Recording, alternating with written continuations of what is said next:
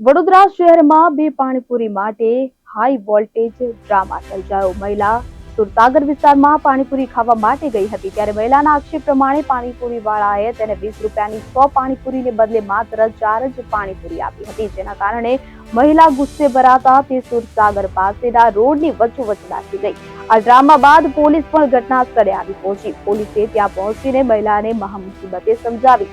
આખરે પાણીપુરી વાળા અને મહિલા વચ્ચે સમાધાન કરાવ્યું અને મહિલાને રસ્તા પરથી ઊભી કરીને ઘરે મોકલી હતી. મહિલાએ પાણીપુરી વાળાને ધમકી આપતા એક દિવસ લારી ત્યાંથી હટાવી દીધી હતી. મહિલાએ પોલીસને જણાવ્યું હતું કે તમે અત્યારે તો લારી હટાવી દીધી છે, પણ જો 2 કલાક બાદ લારી ફરી ત્યાં આવશે તો મજા નહીં આવે.